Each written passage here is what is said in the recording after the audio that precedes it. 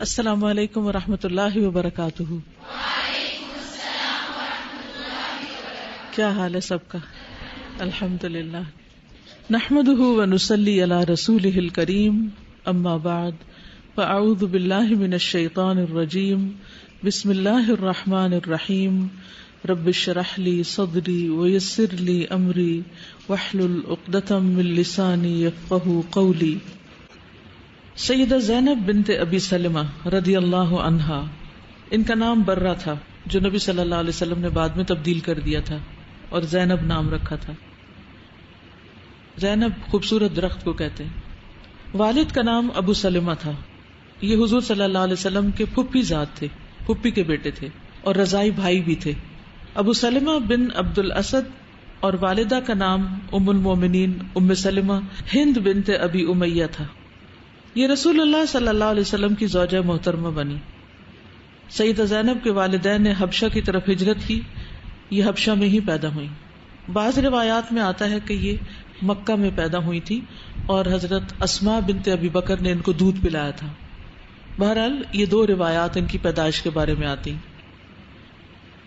نبی کریم صلی اللہ علیہ وسلم نے ان کا نام بدل کر زینب رکھ دیا. سیدہ ام سلمہ کو ہجرت حبشہ کی داستان روایت کرنے کا شرف حاصل ہوا. جب سیدہ ام سلمہ اپنے خاوند ابو سلمہ کے ساتھ حبشہ سے واپس آئیں تو پھر دونوں نے مدینہ منورہ کی طرف ہجرت کی. کچھ لوگوں کی ایک ایک ہجرت تھی اور کچھ لوگوں کی دو دو ہجرتیں تھیں. سوچئے، ایک نہیں دو دو ہجرتیں. ایک جگہ گئے، وہاں گھر بنایا، پھر وہاں سے چھوڑ کے پھر دوبارہ ایک نئی جگہ چلے گئے. کیوں؟ آج لوگ دنیا میں ایک شہر چھوڑ کے دوسرے شہر میں، ایک ملک چھوڑ کے دوسرے ملک کی امیگریشن لیتے ہیں دنیا کی خاطر، لیکن وہ لوگ دین کی خاطر گھر چھوڑا کرتے تھے، اللہ کی خاطر. سیدہ ام سلمہ رضی اللہ عنہا نے ابو سلمہ کی زوجیت میں 4 بچوں کو جنم دیا اور یہ چاروں بچوں کے ساتھ نبی صلی اللہ علیہ وسلم کے گھر میں تشریف لائی تھی. یعنی میں سوچتی ہوں کہ نبی صلی اللہ علیہ وسلم نے امہات المومنین کو بھی دیکھا، ان کے بچوں کو بھی دیکھا. پھر آپ کی اپنی بیٹی حضرت زینب جو تھی، جب وہ مسلمان ہو کر مکہ سے ہجرت کر کے مدینہ آ گئی تو ان کو اور ان کے بچوں کو بھی دیکھا. وہ 6 سال تک شوہر کے بغیر حضور صلی اللہ علیہ وسلم کے گھر میں رہی.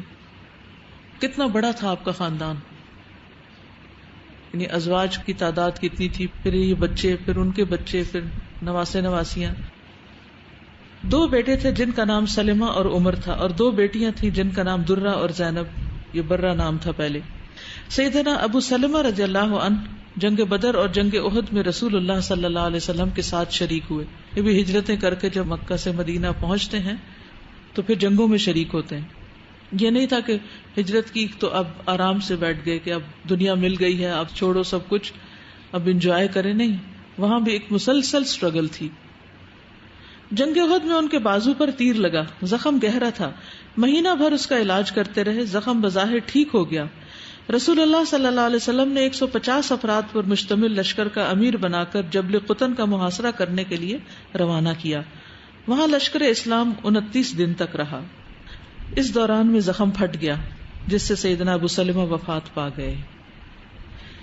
ابن سفینہ سیدہ ام سلمہ سے بیان کرتے ہیں کہ وہ فرماتی ہیں کہ میں نے رسول اللہ صلی اللہ علیہ وسلم سے سنا، آپ فرماتے ہیں ما من مسلم تصیبہ مصیبۃ فیقول ما امرہ اللہ انا للہ و انا الیہ راجعون اللہم اجرنی فی مصیبتی واخلف لی خیرا منہا یا واخلف لی خیرا منہا.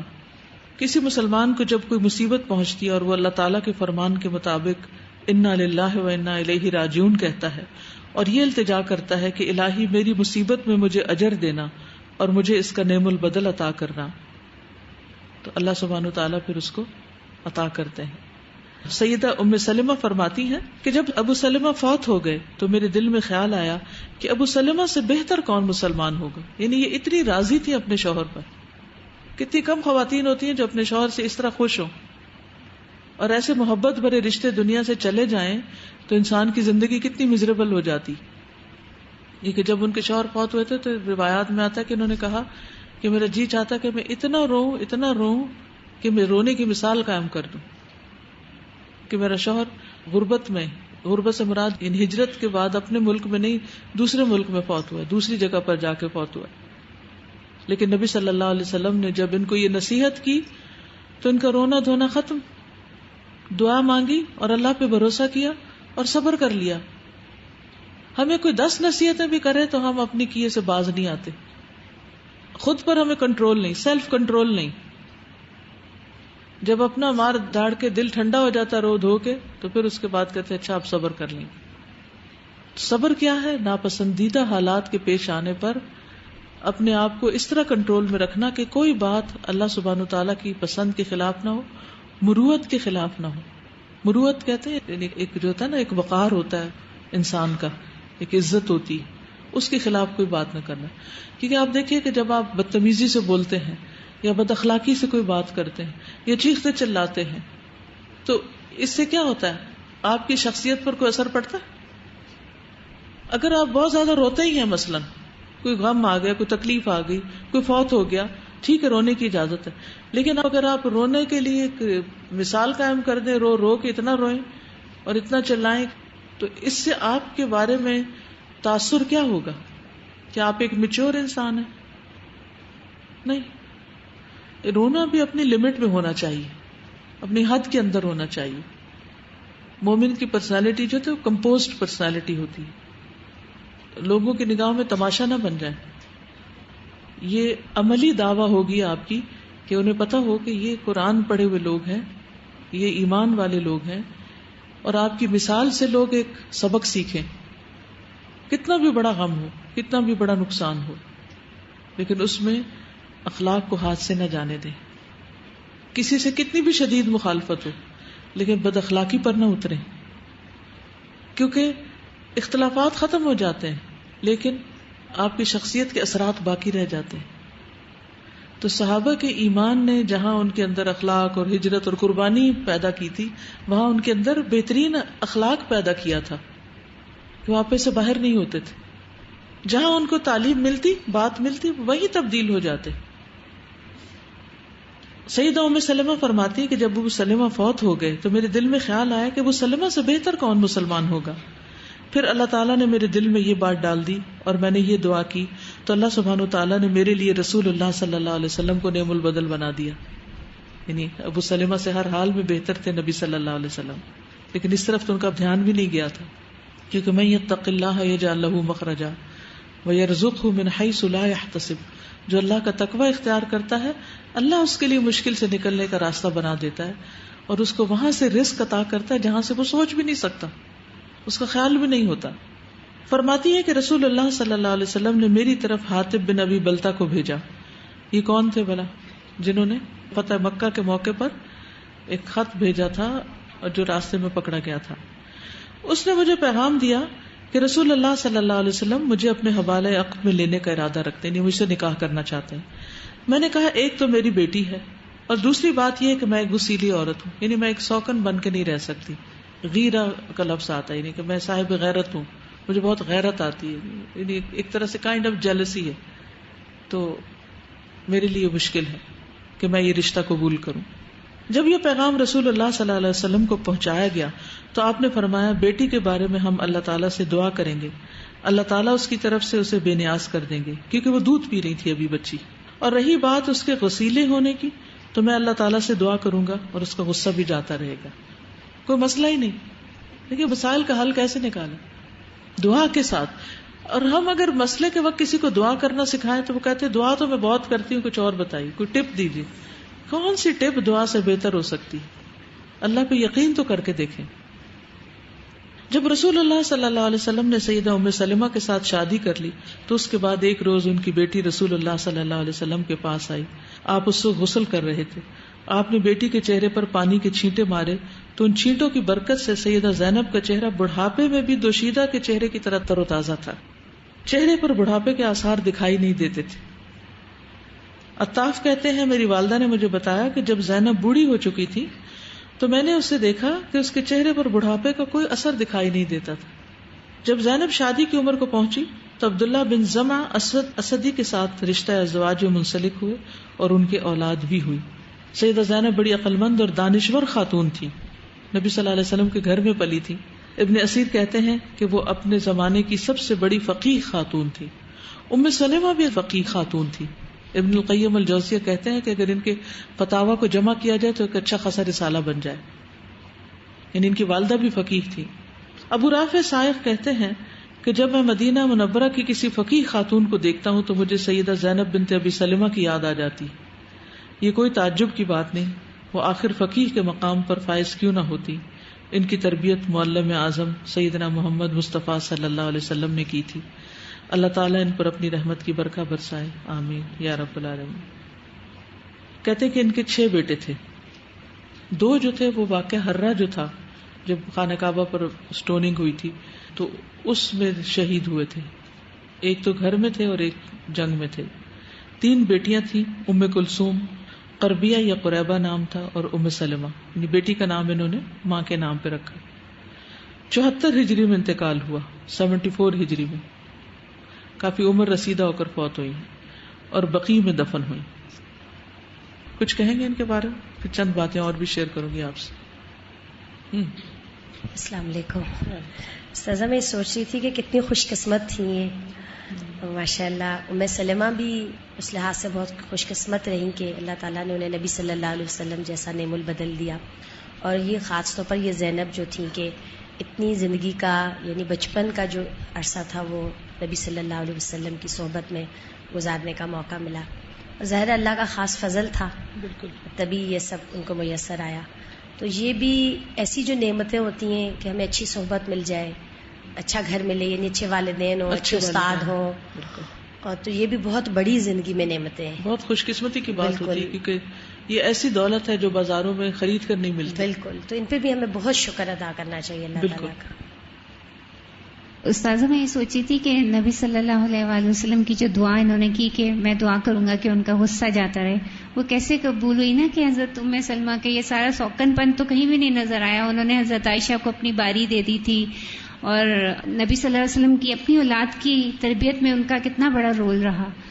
وہ اریٹیٹ نہیں ہوئی ان بچوں سے کہ یہ بھی ہیں اور یہ بھی ہیں، یعنی وہ سارا کیسا قبول ہوا الحمدللہ. اور پھر اس میں آپ دیکھیے کہ 4 بچوں کے ساتھ ایک بیوہ کو قبول کرنا جہاں پہلے بھی بیویاں ہوں، یہ بہت بڑی بات ہے. نبی صلی اللہ علیہ وسلم کا آپ دیکھیے نا کہ کس طرح انہوں نے عورتوں کو ایک طرح سے ایکسپٹ کیا اور ایک ٹھکانہ دیا. ابھی میں دبئی میں تھی پچھلے ہفتے، تو وہاں پر ایک شادی میں تھوڑی دیر بہت زیادہ ان کا اصرار تھا تو شادی میں جانے کا اتفاق ہوا. تو انہوں نے بتایا کہ یہ جس بچی کی شادی ہو رہی ہے یہ بھی 4 بہنیں تھی شاید، اور ان کی والدہ کو بھی طلاق ہو گئی تھی، اور طلاق کے بعد ان کی دوسری جگہ شادی ہوئی کسی لوکل کے ساتھ یعنی عرب کے ساتھ، اور اس نے ان 4 بچیوں کو اپنے باپ سے بھی بڑھ کر بہترین طریقے سے پالا.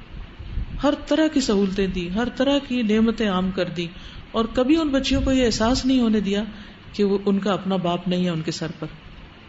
اور شادی بھی بہت بہترین طریقے سے کی اور ہر ضرورت کا خیال رکھا.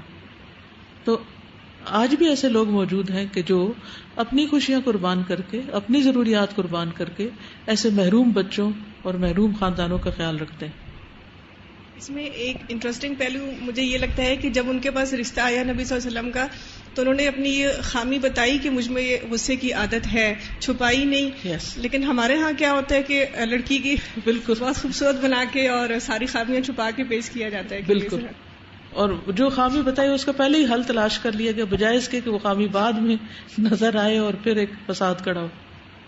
ایشو نہیں بنایا، بالکل اسے ایکسپٹ کیا کہ ہاں ہے، یہ انسانی نیچر ہے. کچھ لوگ غصے کے زیادہ ہوتے ہیں، کچھ لوگ ویسے جلد باز ہوتے ہیں، کسی کے اندر کوئی کمزوری، کیونکہ خلق الانسان ضعیفا، ہم سب کمزور ہیں.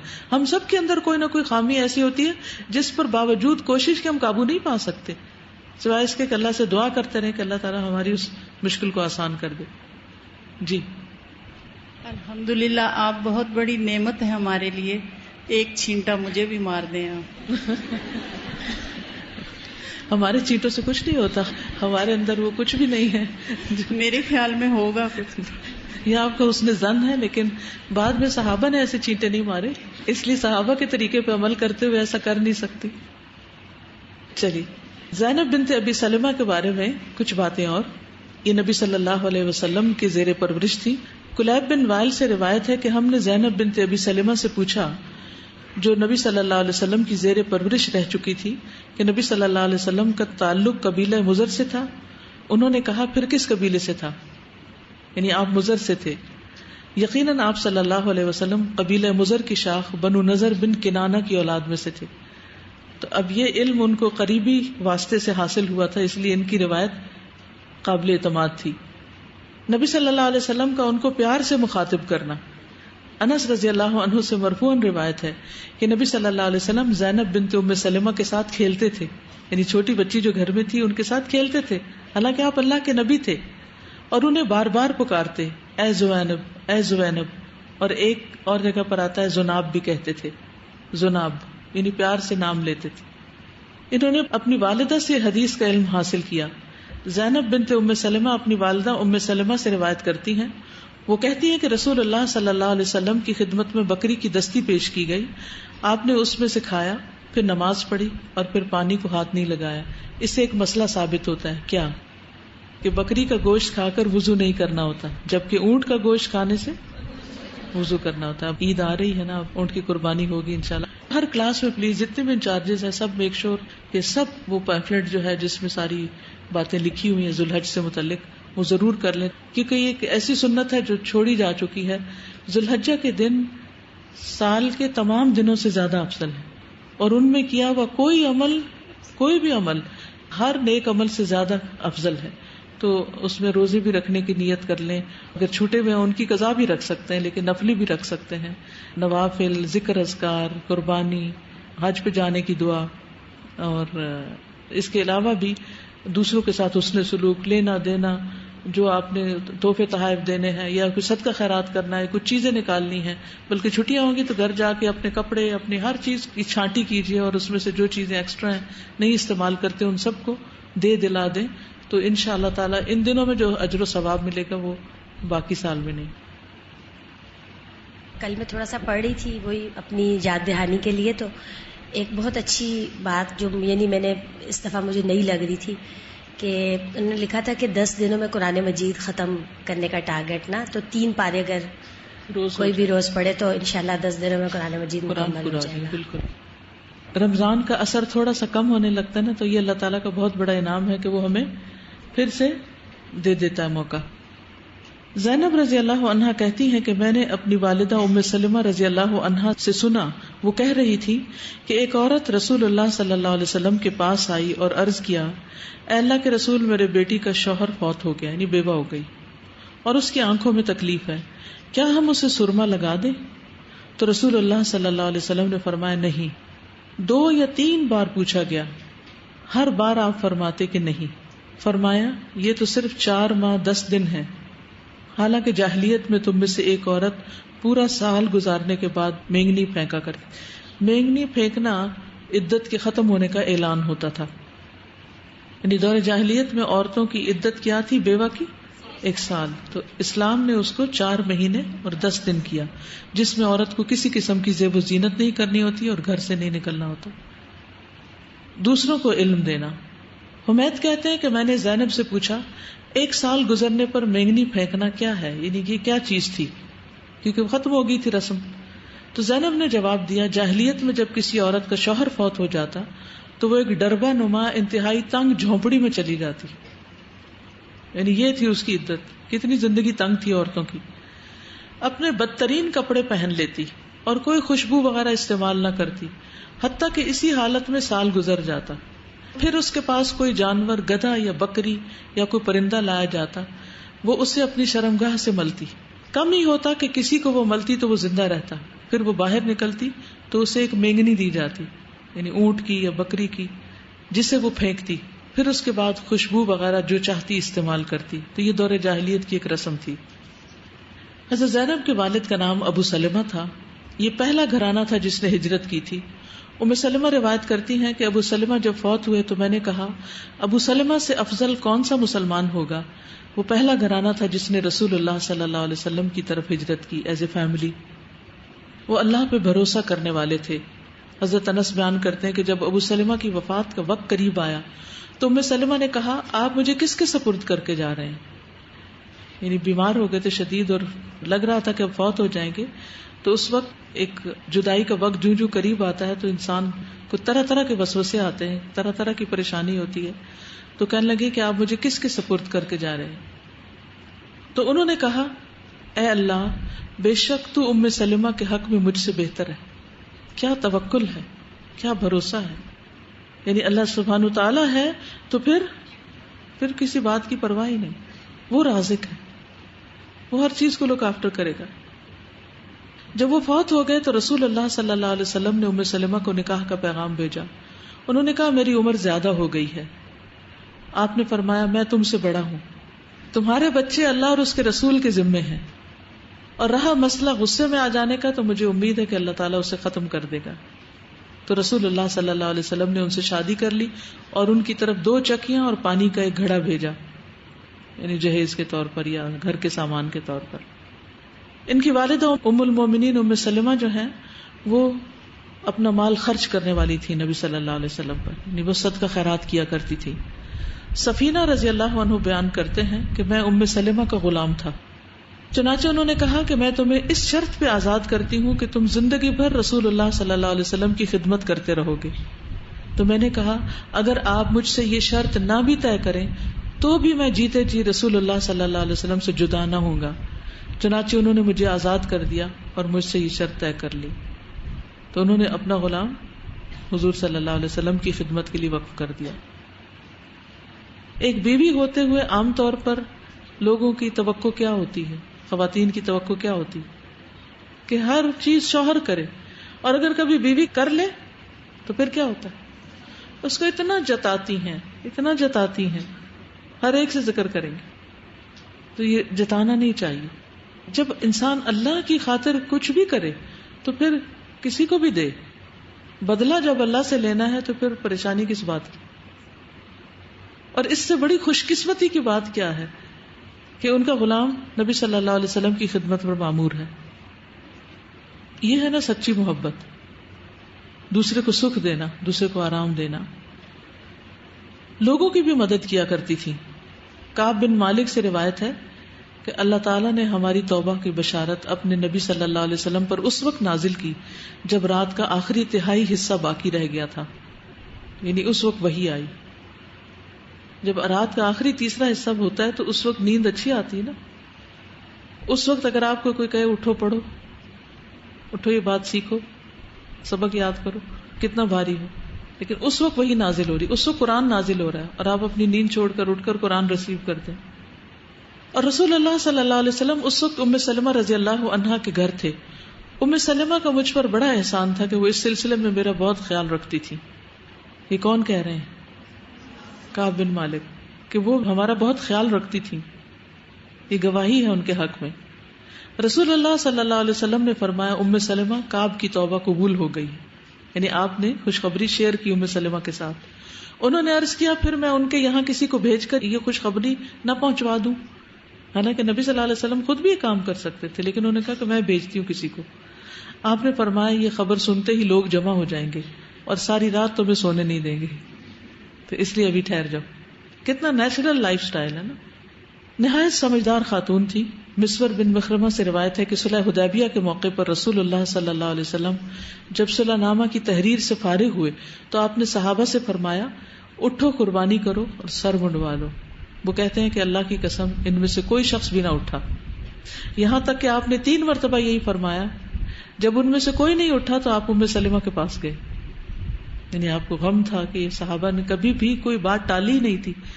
تو اب وہ چونکہ حرم پہ جانے کی رکاوٹ آ گئی تھی تو وہ اس صدمے سے نڈھال تھے اور ایکسپٹ ہی نہیں کر رہے تھے ان کے ذہن کہ ہم مکہ کے قریب آ کر پھر مکہ میں داخل نہ ہوں. اور اس سے یہ واقعہ بیان کیا جو لوگوں سے آپ کو پیش آیا تھا. یعنی آپ نے ام سلمہ رضی اللہ تعالیٰ عنہ کو بتایا کہ لوگ کیا کر رہے ہیں. ام سلمہ رضی اللہ تعالیٰ عنہ نے کہا اے اللہ کے نبی، کیا آپ یہ چاہتے ہیں کہ لوگ آپ کی بات مان لیں؟ آپ باہر تشریف لے جائیے اور ان میں سے کسی کے ساتھ کوئی بات نہ کیجیے یہاں تک کہ آپ اپنی قربانی کے جانور کی قربانی کر لیں. جائیں اور آپ اپنی قربانی کر لیں، کسی کو کچھ نہ کہیں، اور سر منڈوانے والے کو بلائیں تاکہ وہ آپ کے سر کے بال صاف کر دے. یعنی لوگوں کے سامنے اپنی اگزامپل پیش کر دیں. چنانچہ آپ باہر تشریف لائے اور کسی سے کوئی بات نہیں کی یہاں تک کہ آپ نے سب کچھ کر لیا. یعنی قربانی کے جانور قربان کر دیے، اپنا سر بھی منڈوا لیا. صحابہ نے جب یہ دیکھا تو وہ اٹھے اور انہوں نے قربانی کی اور ایک دوسرے کا سر مڑنے لگے. پھر کہنے کی ضرورت ہی پیش نہ آئی. اور یہ مشورہ کس کا تھا؟ ام سلمہ کا تھا. کس قدر سمجھدار تھی، ثواب کی حرص رکھنے والی تھی. ام سلمہ رضی اللہ عنہا سے روایت ہے، میں نے عرض کیا یا رسول اللہ، کیا مجھے ابو سلمہ رضی اللہ عنہ کے بیٹوں کے بارے میں ثواب ملے گا اگر میں ان پہ خرچ کروں؟ میں انہیں اس طرح نہیں چھوڑ سکتی، وہ میرے بھی تو بیٹے ہیں. آپ نے فرمایا ہاں، تمہیں ہر اس چیز کا ثواب ملے گا جو تم ان پر خرچ کرو گی. نبی صلی اللہ علیہ وسلم بھی ان کے گھر والوں کا خیال رکھتے تھے. نبی صلی اللہ علیہ وسلم کی بیوی ام سلمہ سے روایت ہے، رسول اللہ صلی اللہ علیہ وسلم نے اپنی بیوی ام سلمہ کے گھر میں ایک لڑکی کو دیکھا جس کے چہرے کا رنگ بدلا ہوا تھا. اس کو نظر لگ گئی. آپ نے فرمایا اسے نظر لگ گئی، اس کو دم کراؤ. آپ کی مراد اس کے چہرے کی پیلاہٹ سے تھی، وہ بالکل پیلی بیمار تھی. تو آپ نے کیسے نظر لگی ہوئی ہے، اس کو دم کرواؤ. بعض روایات میں آتا ہے کہ یہ مکہ میں پیدا ہوئی تھی اور حضرت اسماء بنت ابی بکر نے ان کو دودھ پلایا تھا. تو کہتے ہیں کہ یہ حضرت اسماء کو اپنی ساری اولاد سے زیادہ پیاری تھی، اپنی رضائی اولاد سے زیادہ پیاری تھی. ان کے بھائی عمر بن ابو سلمہ تھے، صغار صحابہ میں سے تھے، یعنی بہن بھائی سب آپ کے گھر میں تھے. عبداللہ بن زبیر رضی اللہ عنہ سے روایت ہے، کہتے ہیں کہ میں اور عمر بن ابی سلمہ جنگ خندق کے دن عورتوں کے ساتھ حسان رضی اللہ عنہ کے قلعے میں تھے. کبھی وہ میرے لیے کمر جھکا کر کھڑے ہو جاتے اور میں ان کی کمر پر کھڑا ہو کر مسلمانوں کے لشکر کو دیکھتا. کبھی میں ان کے لیے کمر جھکا کر کھڑا ہوتا اور وہ دیکھ لیتے. نبی صلی اللہ علیہ وسلم نے ان کی تربیت کی. عمر کہتے ہیں کہ میں بچہ سا تھا اور رسول اللہ صلی اللہ علیہ وسلم کی پرورش میں تھا. کھاتے وقت میرا ہاتھ برتن میں چاروں طرف گھومتا، جیسے بچے کھاتے نا، کبھی کہیں سے کبھی کہیں سے. تو رسول اللہ صلی اللہ علیہ وسلم نے مجھ سے فرمایا، بیٹے بسم اللہ پڑھو، دائیں ہاتھ سے کھاؤ اور برتن میں وہاں سے کھاؤ جو جگہ تمہارے قریب ہو، یعنی اپنے سامنے سے. چنانچہ اس کے بعد میں ہمیشہ اسی ہدایت کے مطابق کھاتا رہا. پھر انہوں نے نبی صلی اللہ علیہ وسلم سے مسائل سیکھے. عمر کہتے ہیں کہ انہوں نے رسول اللہ صلی اللہ علیہ وسلم سے سوال کیا، کیا روزہ دار اپنی بیوی کو کس کر سکتا ہے، بوسہ دے سکتا ہے؟ تو رسول اللہ صلی اللہ علیہ وسلم نے فرمایا ام سلمہ سے پوچھ لو، یعنی اپنی امی سے پوچھ لو. تو انہوں نے ان کو بتایا. اب اس سے یہ دیکھیے کہ دین کے معاملے میں اپنی ماں سے یا باپ سے بھی ایسے سوال کرنے میں کوئی جھجک نہیں ہونی چاہیے، کیونکہ لا علمی سے غلط کام کرنے سے بہتر ہے کہ انسان پوچھ لے، سوال کر لے. تو انہوں نے ان کو بتایا کہ رسول اللہ صلی اللہ علیہ وسلم ایسا کرتے تھے. اس پر انہوں نے کہا، اللہ کے رسول، آپ کے تو اللہ نے اگلے پچھلے سارے گناہ معاف کر دیے ہیں. تو رسول اللہ صلی اللہ علیہ وسلم نے انہیں جواب دیا، اللہ کی قسم میں تم میں سب سے بڑھ کر اللہ کا تقوی اختیار کرنے والا ہوں اور سب سے زیادہ اس سے ڈرنے والا ہوں. زینب کے شوہر عبداللہ بن زمعہ تھے. یہ نبی صلی اللہ علیہ وسلم کی عیادت کرنے والوں میں سے تھے جب آپ مرض الموت میں مبتلا ہوئے. حضرت عمر کو امامت کے لیے کہنے والے تھے. جب آپ مرض الموت میں مبتلا تھے تو جب کوئی اور نہیں تھا تو انہوں نے حضرت عمر سے کہا کہ آپ نماز پڑھائیے، کیونکہ ابو بکر وہاں موجود نہیں تھے. ان کا بیٹا، حضرت زینب کا بیٹا جو تھا وہ ابو عبیدہ بن عبداللہ تھا. ابو عبیدہ بن عبداللہ بن زمعہ اپنے والد اور والدہ زینب بنت ابی سلمہ سے حدیث روایت کرتے ہیں، اور ان کی دادی ام سلمہ نبی صلی اللہ علیہ وسلم کی زوجہ تھی. ابو عبیدہ بن عبداللہ بن زمعہ اپنے والد اور والدہ سے روایت کرتے ہیں، اور وہ دونوں ام سلمہ سے روایت کرتے ہیں. وہ کہتی ہیں کہ میری وہ رات جس میں رسول اللہ صلی اللہ علیہ وسلم میرے پاس تشریف لائے یوم النحر کی شام تھی. چنانچہ آپ میرے پاس تشریف لائے، اتنے میں وہب بن زمعہ اور ان کے ساتھ ابو امیہ کی اولاد کا ایک شخص دونوں قمیص پہنے میرے ہاں آئے. تو رسول اللہ صلی اللہ علیہ وسلم نے وہب سے پوچھا، ابو عبداللہ کیا تم نے طواف افاضہ کر لیا؟ وہ بولے، اللہ کی قسم نہیں اے اللہ کے رسول صلی اللہ علیہ وسلم. آپ نے فرمایا پھر اپنی قمیص اتار دو. کیوں؟